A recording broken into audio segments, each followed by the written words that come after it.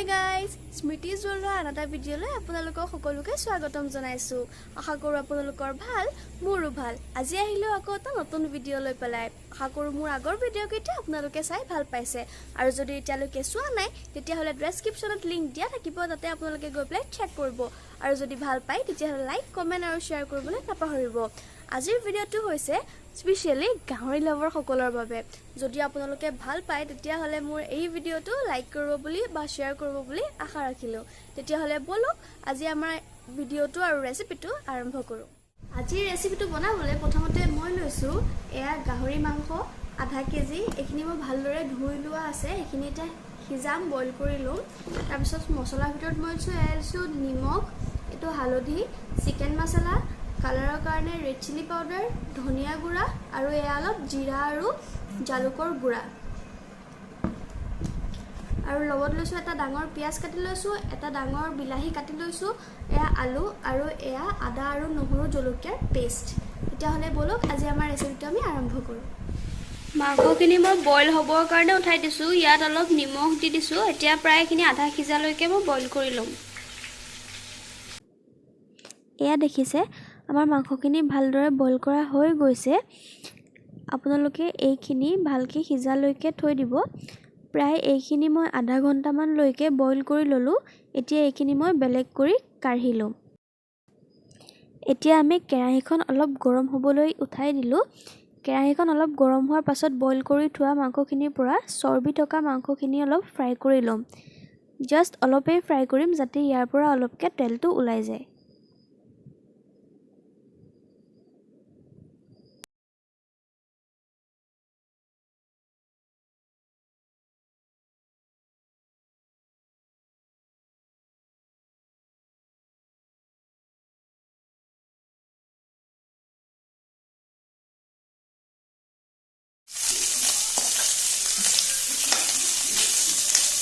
এয়া আমি মাংসখিনি অকণমান ফ্ৰাই কৰি লৈছো, তেলটো ওলোৱালৈকে।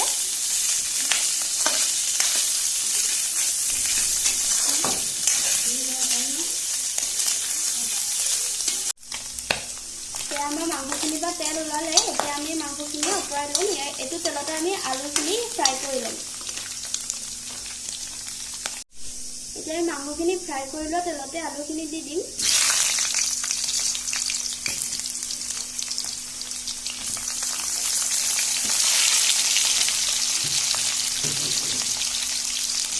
আলুখিনি ফ্ৰাই কৰোঁতে অকণমান ইয়াত নিমখ দি দিম।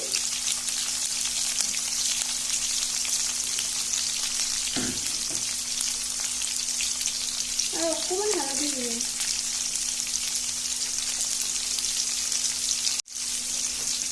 ভালদৰে মিলাই লম এইখিনি। আলুখিনি মই এতিয়া হাফ ফ্ৰাই কৰি লম। পিছত যিহেতুকে মাংসৰ লগত সিজাওঁতে আলুখিনি সিজিয়ে যাব, সেই গতিকে এতিয়া বৰ্তমানৰ কাৰণে মই এইখিনি হাফ ফ্ৰাই কৰি ল'ম। এয়া দেখিছে মোৰ আলুখিনি হাফ ফ্ৰাই কৰা হৈ গৈছে। এতিয়া এইখিনি আমি কাঢ়ি ল'ম থালাখনত। এইখিনি আমি আলুখিনি কাঢ়ি ল'ম। আৰু ইয়াত দেখিছে তেল আপোনালোকে থাকিয়ে গৈছে তেল। যদি আপোনালোকে বিচাৰে অকণমান তেল যোগ দিবলৈ, তেতিয়াহ'লে তেল অকণমান যোগ দি দিব। আৰু যদি বিচাৰে একণ তেলতে বনাবলৈ, তেতিয়াহ'লে এয়া তেলতে আপোনালোকে বনাব পাৰিব। কিন্তু মই অলপ মিঠাতেল ইয়াত যোগ দি ল'ম। ইয়াত মই অকণমান মিঠাতেল দি লৈছোঁ, বেছি দিয়া নাই, অকণমানেই দিছোঁ। তেলখিনি আমি গৰম হ'বলৈ দিম। তেলখিনি গৰম হোৱাৰ পাছত আমি ইয়াত কাটি থোৱা পিঁয়াজখিনি দি দিম। পিঁয়াজখিনি তেতিয়ালৈকে ভাজিম যেতিয়ালৈকে পিঁয়াজখিনি অকণমান ব্ৰাউন কালাৰ হৈ নাযায়।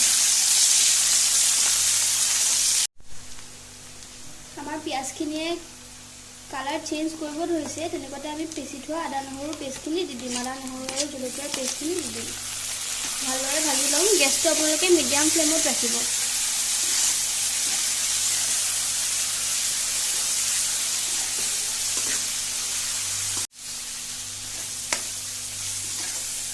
আদা নহৰু পেষ্টখিনি আমি যেতিয়ালৈকে ভাজিম, তেতিয়ালৈকে আদা নহৰু পেষ্ট পিঁয়াজে তেলখিনিৰ লগত ভালদৰে মিক্স হৈ নাযায়।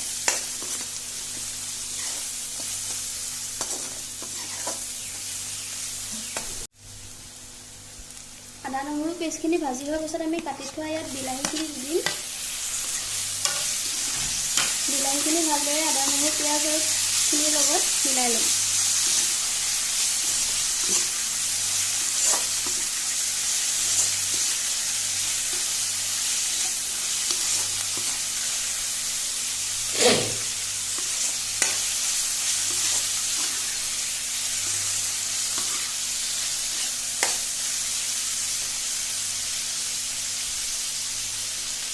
বিলাহীখিনি ভাজি লোৱাৰ পাছত আমি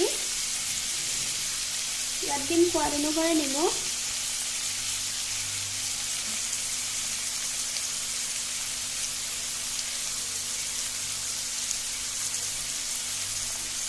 হালধি,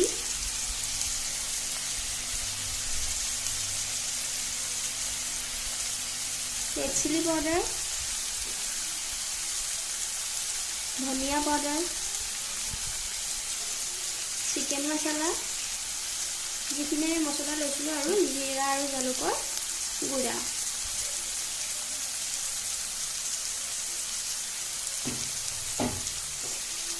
মছলাখিনি দিয়াৰ পাছত আমি ভালদৰে ভাজি ল'ম।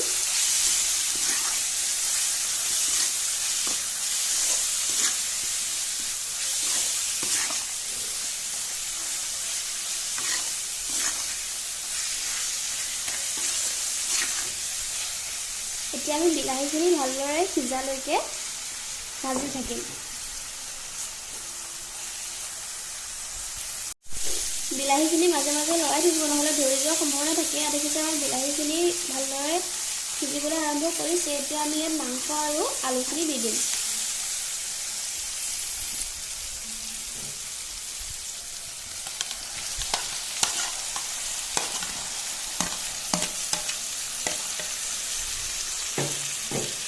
মাংস আৰু আলুখিনি দিয়াৰ পাছত এইখিনি ভালদৰে মিলাই ল'ব। মাংস, আলু, মছলা এইখিনি সকলোখিনি ভালদৰে 5 মিনিটমান ভাজি ল'ব একেলগে। এয়া আমি মাংসখিনি ভালদৰে ভাজি লোৱাৰ পাছত ইয়াত আমি যিহেতুকে মাংসখিনি ভালদৰে বইল কৰি লৈছোঁৱেই সিজালৈকে, সেই গতিকে ইয়াত আমি এতিয়া গৰম পানী দি দিম। মই ইয়াত গৰম পানী ব্যৱহাৰ কৰোঁ, আপোনালোকে যদি বিচাৰে ঠাণ্ডা পানীও ব্যৱহাৰ কৰিব পাৰিব। মই এতিয়া গৰম পানী দি পেলাই খুব বেছি 10-15 মিনিটৰ কাৰণে ভালদৰে সিজাই থাকিম। মই ইয়াত গৰম পানী দি দিছোঁ।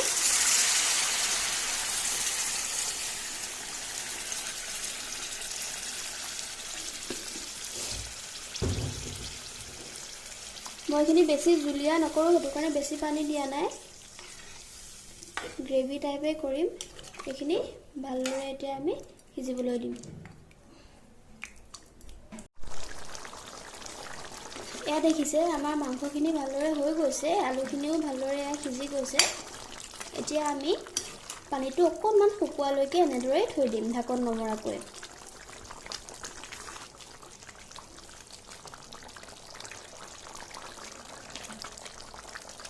মাজে মাজে এপিচ দুপিচ আলু আমি ভাঙি দিম, যাতে গ্ৰেভিটো অকণমান ডাঠ হয়। এয়া আমাৰ মাংসখিনি এতিয়া ৰেডি হ'বলৈ হৈ গৈছে। তাৰ আগতে গাহৰিৰ স্পেচিয়েল ইনগ্ৰিডিয়েণ্ট আমি ইয়াত অলপ খৰিচা যোগ দিম। খৰিচাৰ অবিহনে গাহৰি মাংসৰ টেষ্ট সদায় আধৰুৱাৰ নিচিনা লাগে, সেয়েহে এতিয়া আমি ইয়াত অকণমান খৰিচা দি দিম। মই ইয়াত 2 চামুচমানৰ জোখেৰে খৰিচা ব্যৱহাৰ কৰিছোঁ। খৰিচাটো দিয়াৰ পাছত 5 মিনিটমান এনেদৰে সিজিবলৈ দিম। তাৰপিছত এয়া আমাৰ গাহৰি মাংস হৈ যাব।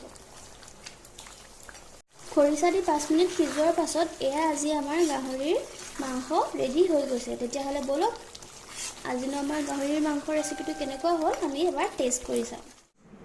এয়া দেখিছে আজি আমাৰ ইয়াৰ ৰেচিপিটো হৈ গৈছে, গাহৰি মাংসৰ ৰেচিপি। তেতিয়াহ'লে এতিয়া আমি টেষ্ট কৰি চাম যে কেনেকুৱা হৈছে। অকল সদায় মই টেষ্ট কৰি থাকোঁ, কেতিয়াবা আপোনালোকে বনাব আৰু খাব মোক জনাব কেনেকুৱা হয়, তেতিয়াহে আপোনালোকে গম পাব যে সঁচাকৈ ইয়াৰ টেষ্ট কেনেকুৱা হৈছে। তেতিয়াহ'লে ব'লক আজি আমি খাই চাওঁ। তেল এপিচ খাই চাওঁ।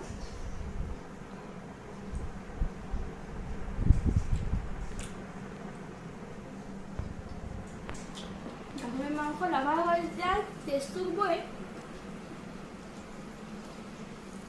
অকণমান ভাতৰ লগতো খাই চাওঁ।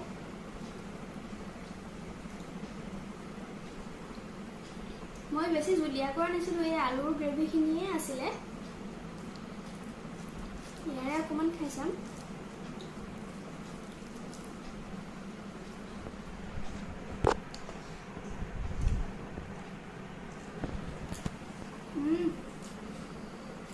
ইয়াৰ ওপৰত থকা খৰিচাৰ গোন্ধটো বৰ ধুনীয়াকৈ ওলাইছে। দেখিছে কোমল হৈছে পুৰা মাংস পিচ।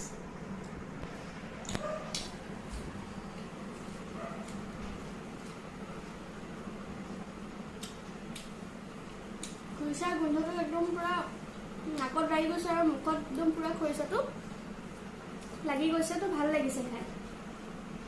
তেতিয়াহ'লে আজিতো আমাৰ ৰেচিপিটো হৈ গ'ল। আজি যদি মোৰ ভিডিঅ'টো ভাল পালে তেতিয়াহ'লে লাইক কৰিব, শ্বেয়াৰ কৰিব আৰু ছাবস্ক্ৰাইব কৰিব। যদি আপোনালোকে ছাবস্ক্ৰাইব নাই কৰা তেতিয়াহ'লে ছাবস্ক্ৰাইব কৰি দিব। আৰু যদি মোৰ আগৰ ভিডিঅ'কেইটা আপোনালোকে চোৱা নাই, ডেছক্ৰিপশ্যনত লিংক দিয়া থাকিব, তাৰ পৰা আপোনালোকে চাই ল'ব।